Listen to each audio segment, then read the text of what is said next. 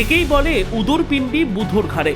মৃত্যু হয়েছে ছোট ভাইয়ের, আর ভোটার তালিকা থেকে নাম বাদ গেল দাদার। ফলে সরকারি কর্মচারী দাদা পড়েছে চরম বিপাকে। আর বাড়িতে এসআইআর ফর্ম হাজির মৃত ছোট ভাইয়ের। জীবিত সরকারি কর্মী দাদার ফর্ম না আসায় চিন্তায় পড়েছে ভৌমিক পরিবারের সদস্যরা। এক কথায় দিশেহারা মালদার হবিবপুর ব্লকের বুলবুলচন্ডী গ্রাম পঞ্চায়েতের কচুপুকুর 228 নম্বর বুথের এই পরিবারের সদস্যরা। মালদার হবিবপুর ব্লকের বুলবুলচন্ডী অঞ্চলের কচুপুকুরের 228 নম্বর বুথের বাসিন্দা সৌমিক ভৌমিক। 39 বছর বয়সী সৌমিক কেন্দ্রীয় সংস্থার বীমা দপ্তরে কর্মরত।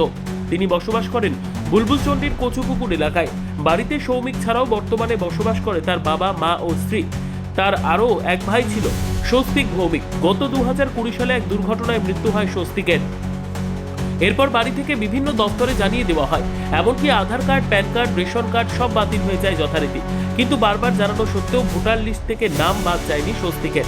উল্টে দেখা যায় 6/1/2025 তারিখে প্রকাশিত ভোটার লিস্টে জীবিত দাদা সৌমিককে মৃত দেখানো হয়েছে, আর মৃত ভাই স্বস্তিককে জীবিত দেখানো হয়েছে।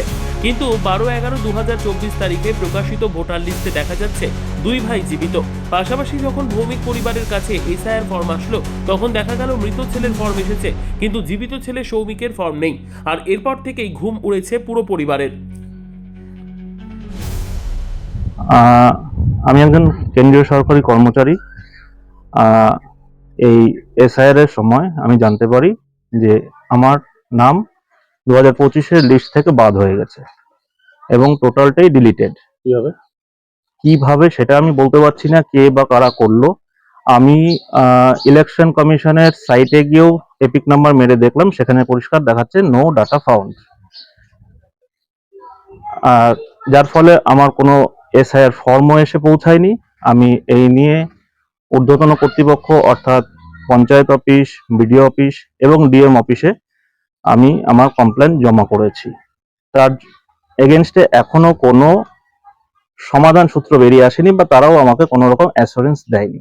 জানা যাচ্ছে যে আপনার ভাই 2020 সালে মারা গেছে। ওনার আবার এসআইআর ফর্ম। হ্যাঁ, ওনার আবার এসআইআর ফর্ম এসেছে আমার ভাইয়ের, যে 2020 সালে মারা গেছে। এবং সেই সময় তার যেরকম ভাই তো মারা গেছিল, ভাই আবার এসআইআর ফর্ম চলে এসেছে, ভাইকে জীবিত দেখা যাচ্ছে। হ্যাঁ, 2020 সালে ভাই যখন মারা যায়, তার নাম ভোটার কার্ড থেকে ডিলিট করার জন্য যা যা করণীয় সেগুলো করেছিলাম। ভাইয়ের রেশন কার্ডও ডিলিট, সে রেশন পায় না। আধার কার্ডও ইনভ্যালিড করে দেওয়া হয়েছে। কিন্তু এই মুহূর্তে আমরা জানতে পারি যে ভাইয়ের নাম লিস্টে জীবিত আছে এবং আমাকে মৃত ঘোষণা করা হয়েছে। ভাইয়ের এসআইআর ফর্ম এসেছে, ভাইয়ের এসআইআর ফর্ম এসেছে, আমার আসেনি। সেটা তো বিশেষ সূত্রে জানতে পারলাম যে 20 সালে সেই পরিবারে তার ভাই মারা গেছেন।